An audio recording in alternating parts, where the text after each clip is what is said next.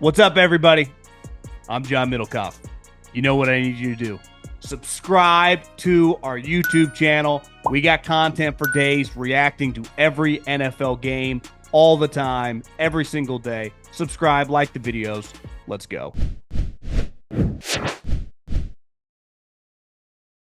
The sick part of training camp is the injuries and when a guy goes down, especially if you're not right near the play, whether you're a coach, whether you're a player, and definitely whether you're, the scouts and the GMs who are kind of, much more on the sideline. When you can't get a direct view of who it is, you just pray it's not an important player. And that's a sick mindset, but you just rather have it be a backup or third stringer. I mean, it makes logical sense. And today, Rashawn Slater is a pretty special player. And the Chargers drafted him high. They just paid him a boatload of money. And the reason to like the Chargers, because their roster still got a little something to be desired, overall top to bottom to be like a Super Bowl contender. It was like they're going to have one of the best offensive lines in the league. They might, right there with the Eagles, have the best left tackle, right tackle combo with, Mailata and Lane, and they got Slater and Joe Alt. And to lose Rashawn Slater, what looked like, I saw a couple times, like, I don't even want to watch this. It kind of looked like his knee buckled before the defensive lineman even made contact. And it was reported, the Chargers put this out about 2 seconds after Schefter reported it, that he tore his patella tendon, which happened to my dad when I was probably in, like, I don't know, fifth, sixth grade. Now, again, he was a 50-year-old guy. He was never quite the same, and probably later in life should have got a knee replacement. But it was a devastating injury. Again, he's not. I'm not comparing my dad at 50 to Rashawn Slater, but my point is that tearing that is a lot different than tearing your ACL. Which, if you told me he tore his ACL, that sucks. He's out for the season, but it's like he's gonna be okay. That today was a devastating day. And this is the risk of football. This is why these guys hold out for the guaranteed money. But this is also why the teams, you just never know. And at the end of the day, you got to play. And the injury risk in football, because of how hard you lift, right? You've seen guys get injured lifting. You've seen guys get injured in walkthrough. You see guys get injured like this, what looks like in more of a non contact. I mean, it was a contact drill. I think they were playing 11 and 11, but it looked like he went out before the guy even touched him. It sucks. And it's the thing I don't miss much about the NFL. Besides, there is some camaraderie about everyone in the bunker together, players, coaches, front office. You're all kind of pulling in the same way, which there's something, um, in theory special about that. It's awesome when you're on like sweet teams. Sucks when you're on bad teams. But I'll never forget. And I even when I go to training camp doing what I do now, that feeling of training camp, especially when it's a marquee guy and the whole place just goes silent. When you can hear a pin drop, no one's moving, they call for the cart, and it's silence and devastation. And this is why these coaches get paid so much money, because Jim Harbaugh now has to go in front of the team leading up to the season and act like everything's going to be okay, and we are going to find a way to figure this out. When it's there is no replacing a high end left tackle. Now, technically, because they have Joe Alt on the right side, you can move him to the left tackle. Okay, that's true. So you can still have a good left tackle, a really good left. I mean, Joe Alt could make a Pro Bowl left tackle, but then your right tackle, that's not ideal. And then you can be like, well, you can move Mekhi Becton back to his tackle position. You're like, well, he just resurrected his career at guard. So usually a backup tackle, like the gap between starting tackle and backup tackle tends to be as big, sometimes bigger than like starting quarterback to backup quarterback, especially when you're talking high end guys, right? If you're just talking average tackle to backup tackle, might not be that big of a difference. No different than like what the hell's the difference between, pick some random quarterback, especially like a low end starter and the backup, right? Like Jimmy Garoppolo is the backup. I don't think he's that good anymore, but if he's one of the better backups in the league, or Mac Jones against whoever is the worst starter, Russell Wilson. Like, you could argue in 2025 there's not much difference. Right? Jameis Winston, Russell Wilson. What the hell is the difference? And I just think it's really, really hard, because we're dealing with humans here, not AI robots. These people have emotions. They have a brain. They understand like this is a problem. And obviously, from a business standpoint, you just invest all this money and lose this player. It's pretty gutting. And I was really high on the Chargers last year. Uh, Not that I was down on them necessarily, because anytime you got Jim Harbaugh and you got a really good quarterback and you got a physical mentality, like they're going to be good. But I was like, I could see them, be a little closer to average this year than what they were last year.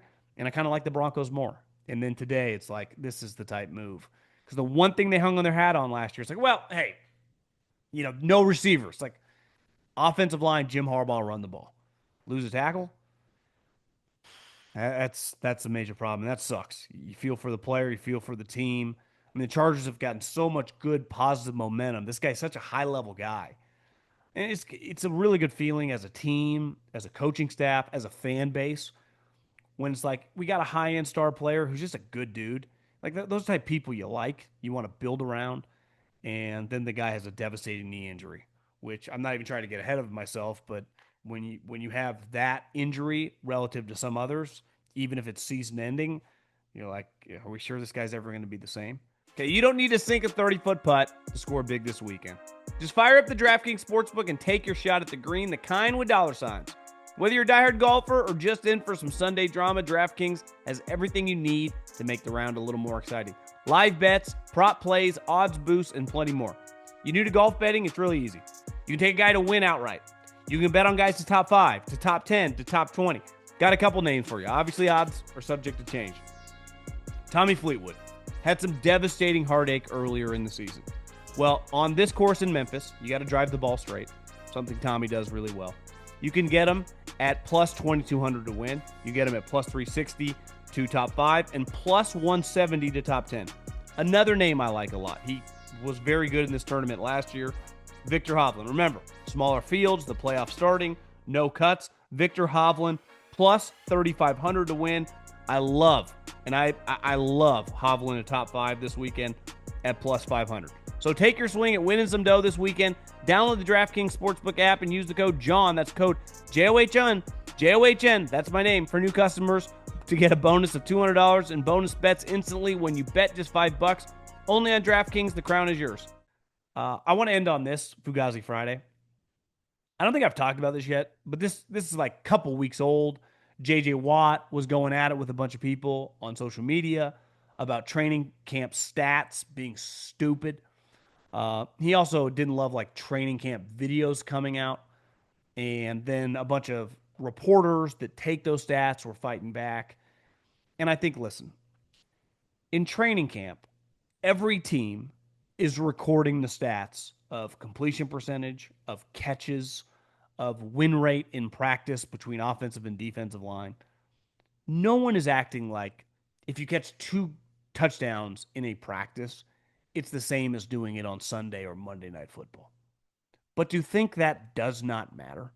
And again, we're not talking about like if Jamar Chase, no one cares about Jamar Chase's stats in training camp, right? Did he have 50 touchdowns? Did he have 2? Like, it doesn't matter. We're not talking about established veteran players. No one's judging Saquon Barkley's run per attempt, yards per attempt, or how many catches he had on wheel routes. I mean, the Eagles might technically be taking that information, but no fan, the Eagles, like, we're not judging that. But you can't convince me that the backup quarterback, the third string quarterback, all the skill guys who aren't starters, the defensive players are a little harder to get statistics because you're not tackling to the ground for most teams. Some teams do like a session or 2 doing that.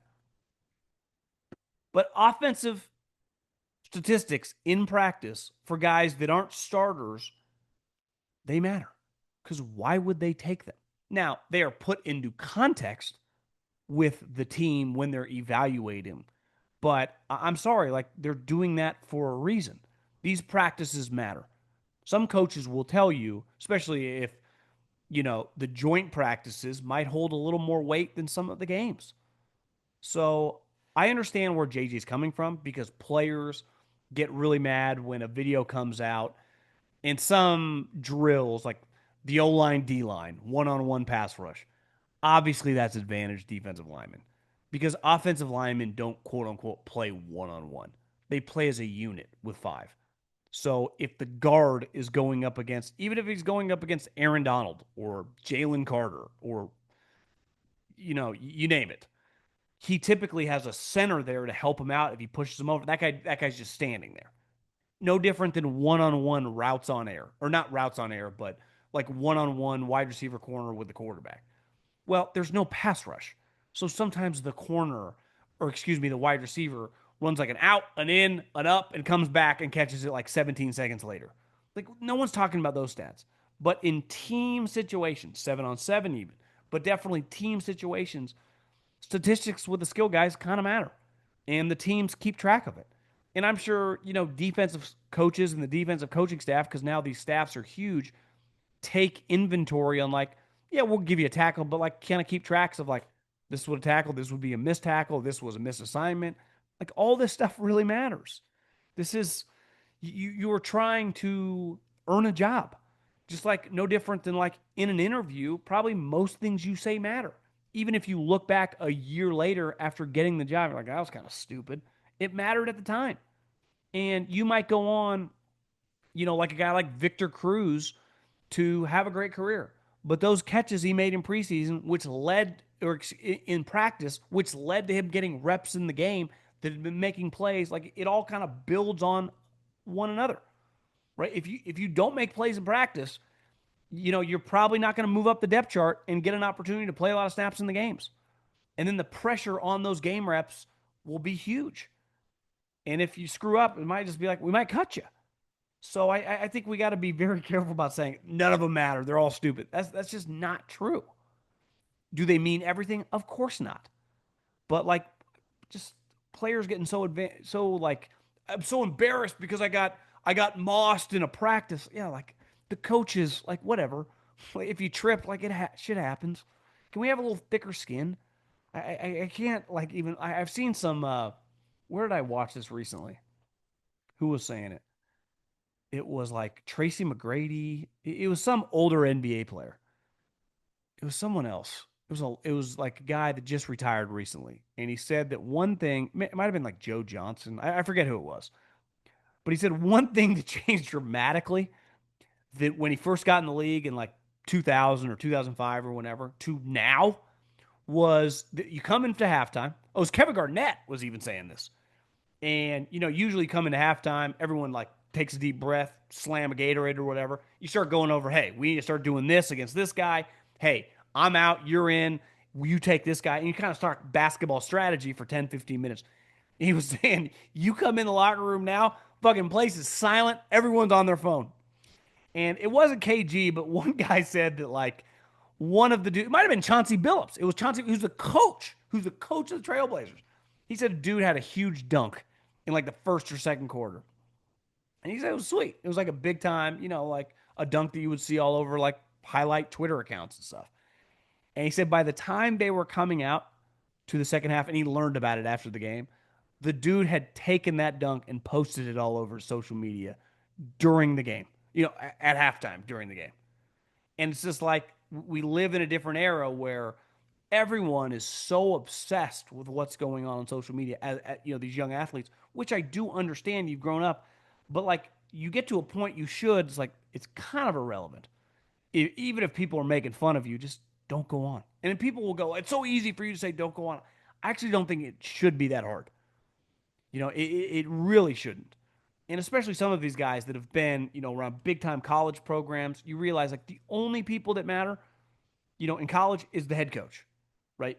Does that guy believe in you? Or in your coordinators, are they playing you? And in the pros, it's like what Joe Blow is saying on Twitter or Instagram, making fun of you. Does your coach or GM think that about you? Because if they don't, it doesn't matter. And they're the ones that hold the keys to millions upon millions of dollars and playing time in the National Football League, not some guy talking shit in your Instagram comments. So I think we've overblown like how bad the training camp coverage is. I'd argue it's better than it's ever been. And the information, which is king, is important. The NFL people are following it. I'll promise you that. Every team in the league, their director of player personnel, their pro scouts are all over all this information. So to say it doesn't matter, it's just That's actually kind of uninformed because it's just not true.